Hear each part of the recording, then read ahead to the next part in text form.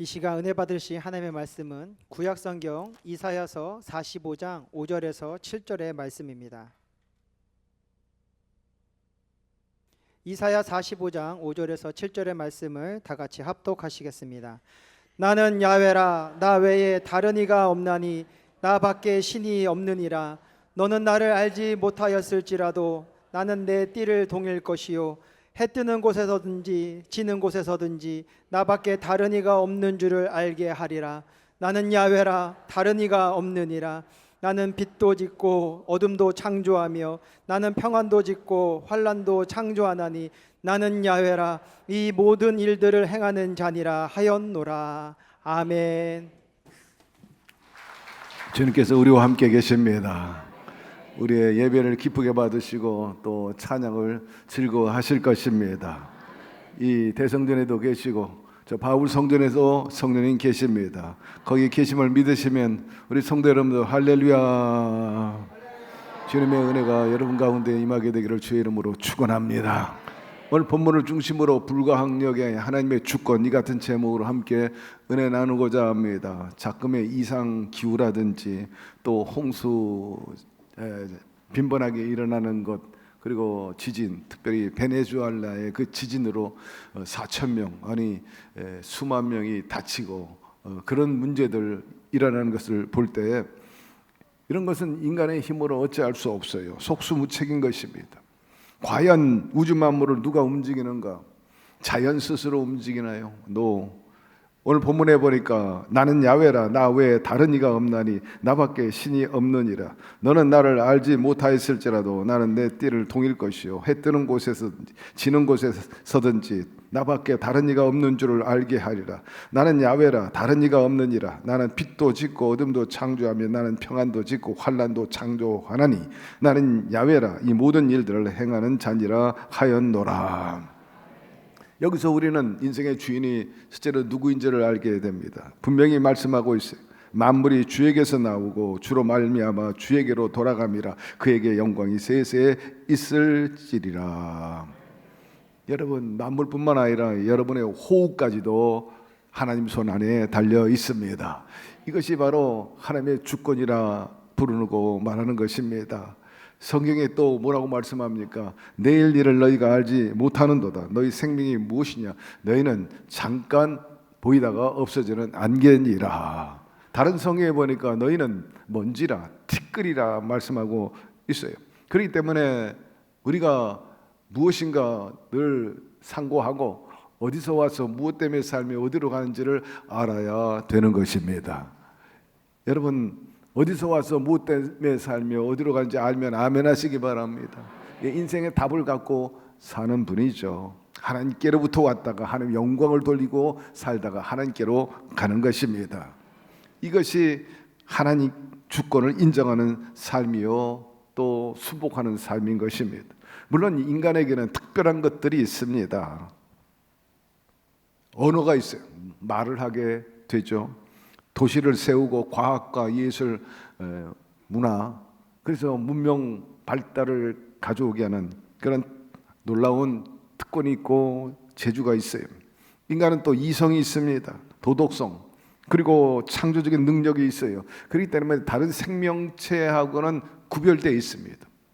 우리가 흔히 말하잖아요. 만물의 영장이라. 모든 것 위에 뛰어난 존재로 하나님이 만드신 것입니다.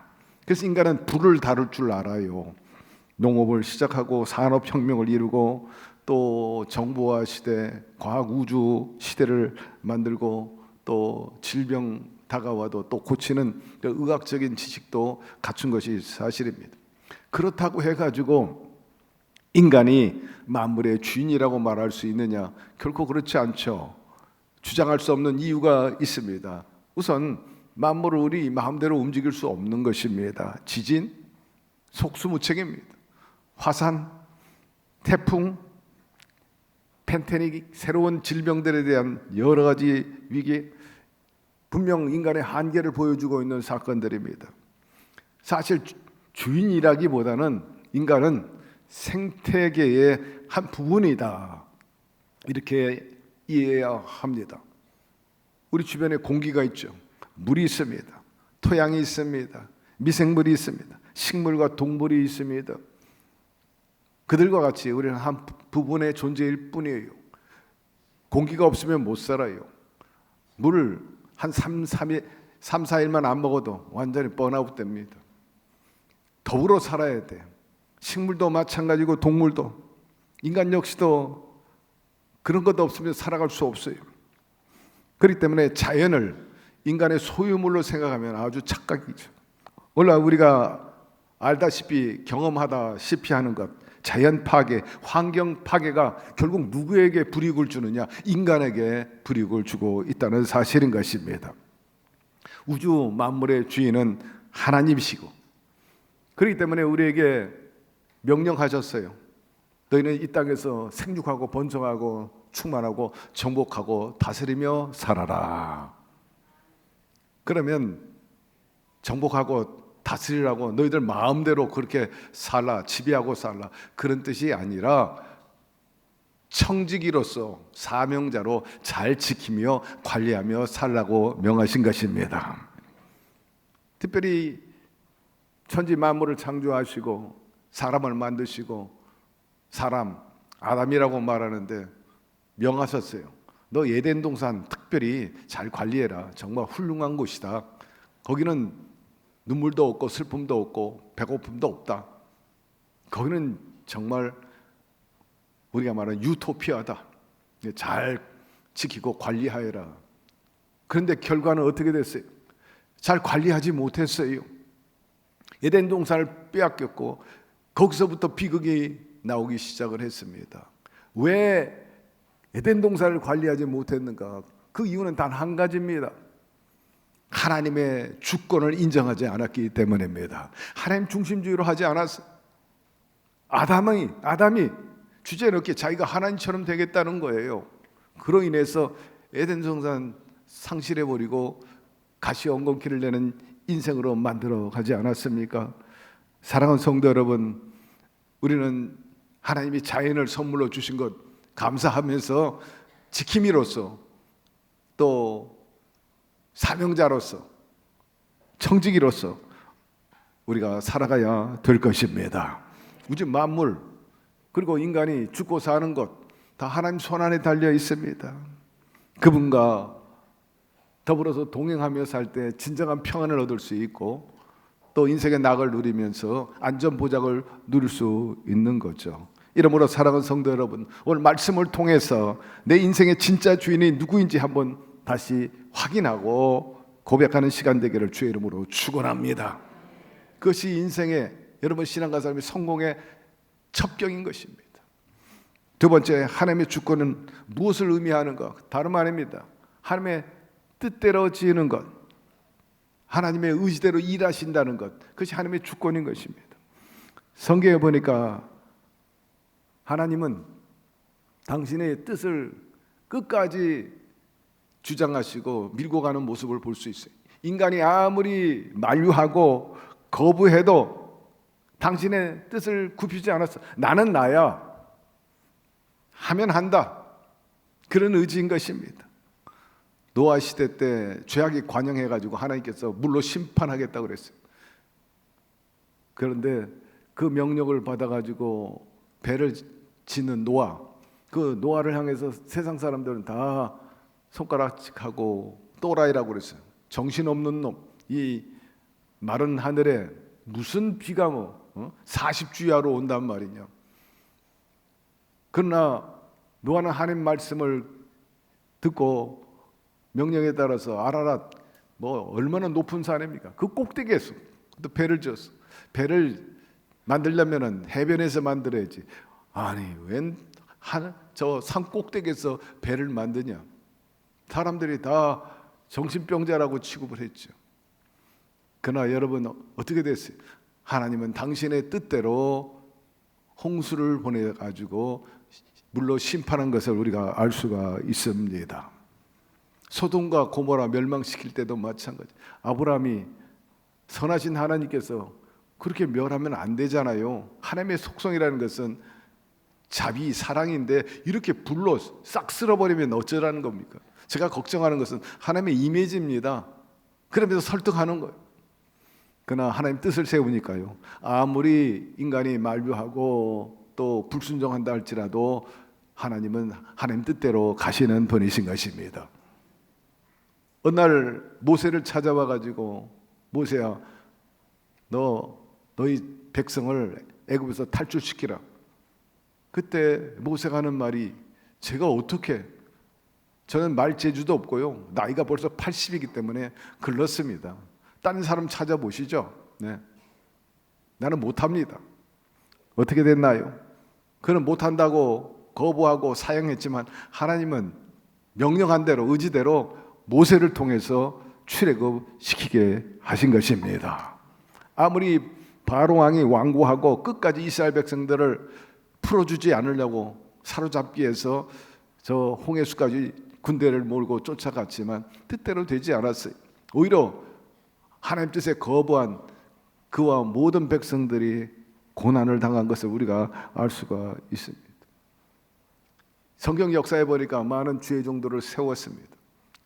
그리고 가라 하니까 순종해서 가는 사람 있지만 또 거부한 사람도 있어요.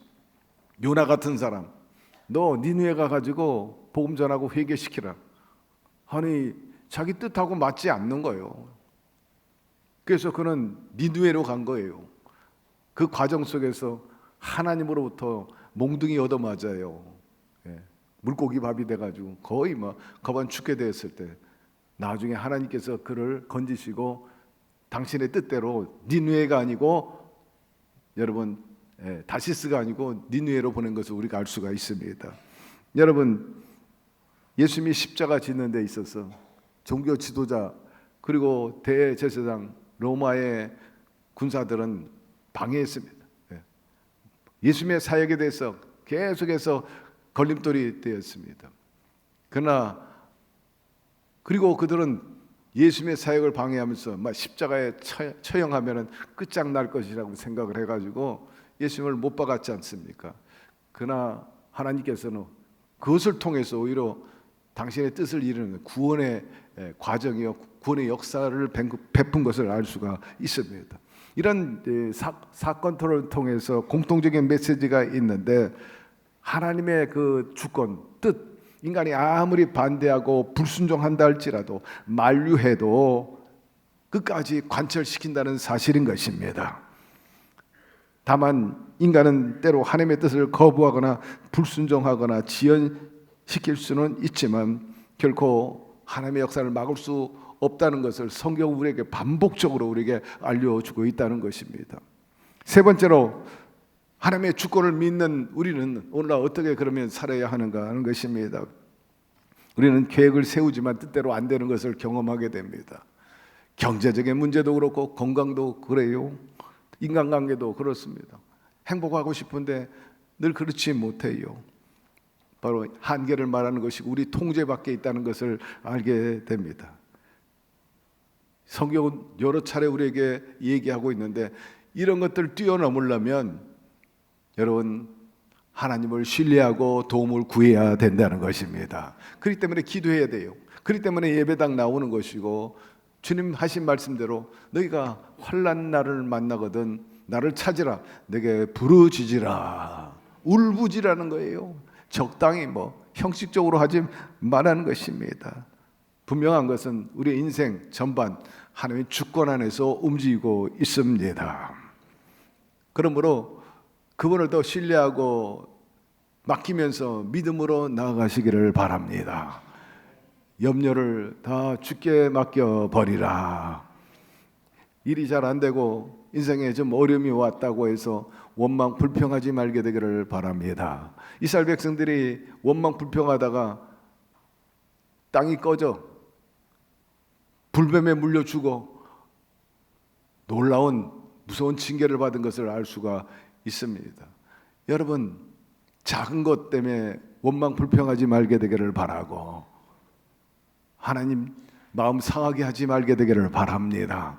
그분도 다 우리와 같은 성정과 감정을 갖고 계시기 때문에 성경이 말씀한 대로 하나님을 기쁘게, 주님은 기쁨도 하시고 슬픔도 하시고 섭섭함도 느낄 수 있는 분이신 것입니다.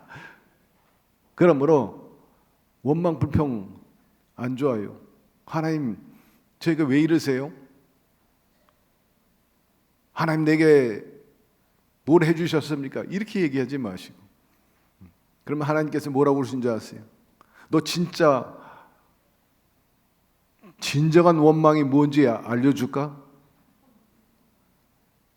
너는 아직도 경험 안 했어. 너 불평하는데 진짜 네 입에서 진짜로 불평 나오는 것 한번 해줄까? 반면에 작은 것으로 감사드리게 되기를 바랍니다.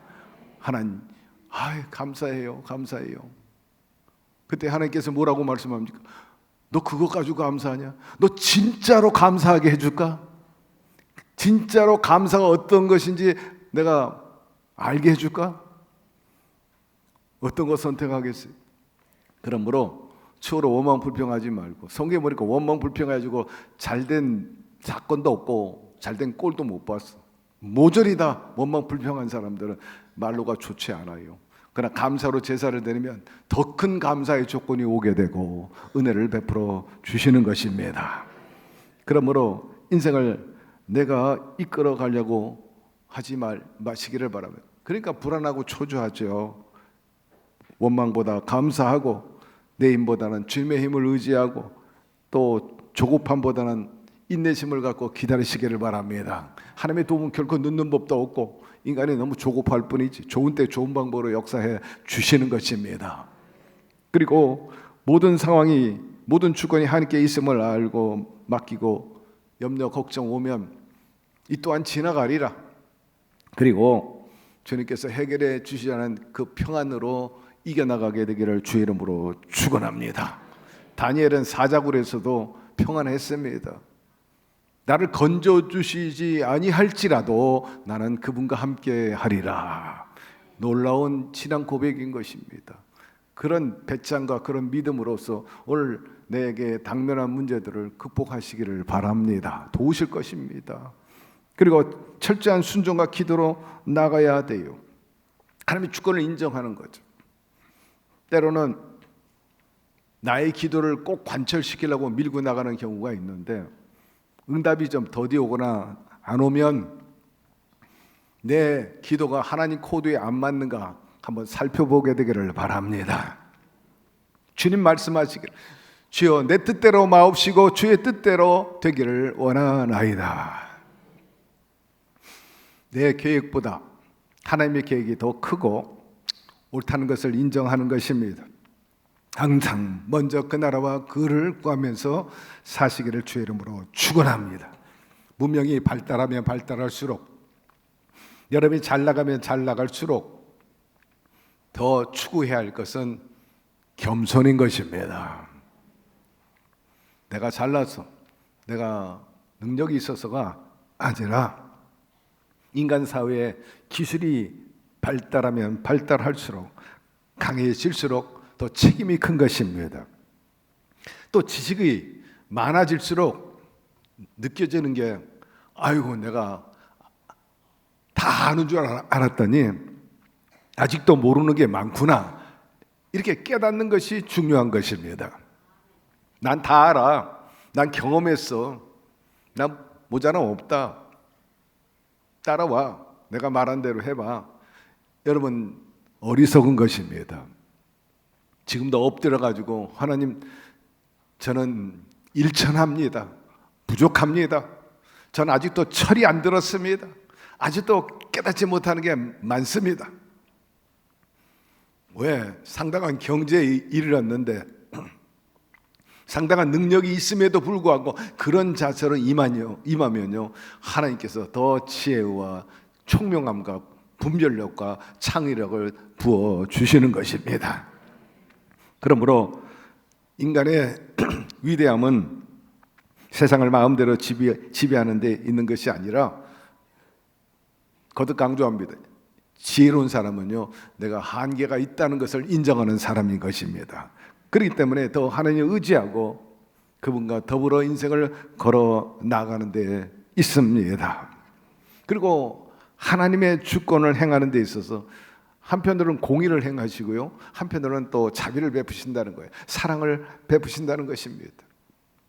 하나님께서 소돔과 고모라 멸망시키겠다고 아브라함에게 명령하니까 하나님 참으세요, 참으세요. 아니 이 많은 사람을 죽이면 어쩌자는 겁니까? 살리는 하나님이 이렇게 다 죽이면은 이미지도 손상되고요, 또 코드에도 맞지 않습니다. 아니다, 난 내 뜻을 관찰해야겠다. 죄가 뭐 관영하고 말이야, 음란하기 짝이 없고.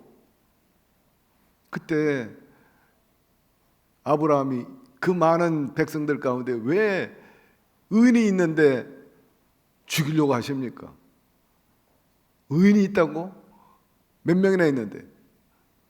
그때부터 하나님하고 딜하는 거예요.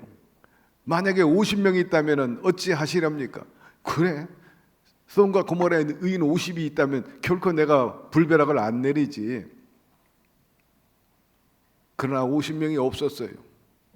아브라함이 생각하되 하나님께 다시 감히 여쭈잖아요. 45명 있으면 어찌 하시렵니까? 결코 내가 불러 심판하지 아니하리라. 점점점 내려가가지고 40명이면, 역시 30명이면, 20명이면요 내가 불러 심판하지 아니하리라. 죄송하지만 마지막 간절히 구합니다. 의인 10이 있으면 어찌 하시렵니까?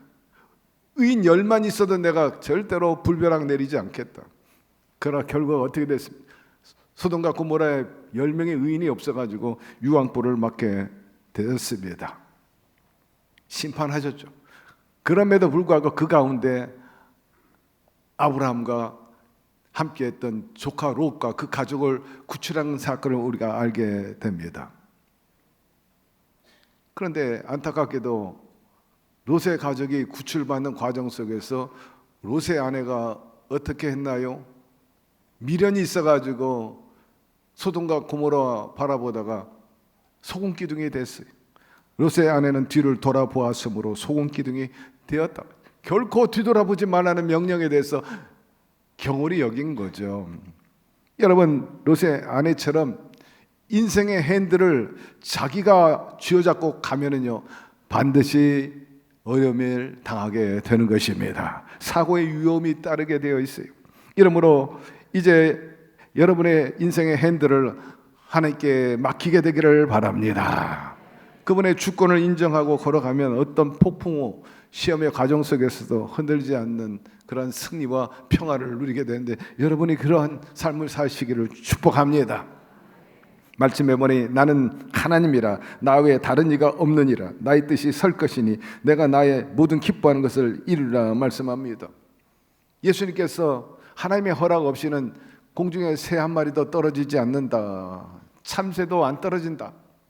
참새 2마리가 한 아사리온에 팔리는 것이 아니냐. 그러나 너희 아버지께서 허락하지 아니하시면 그 하나도 땅에 떨어지지 아니하리라. 머리털까지도 다 세신 바 되었나니 두려워하지 말라. 너는 많은 참새보다 귀하니라 말씀하고 있어요.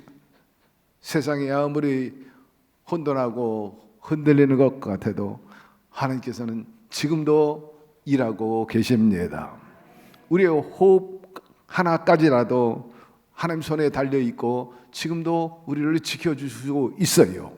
의식이 지금 있게 하여 주시고 호흡하게 하여 주시고 잼잼잼하게 하시고 도리도리하게 하시고 자유롭게 출입할 수 있게 하시는 것을 감사하게 생각하시기를 바랍니다.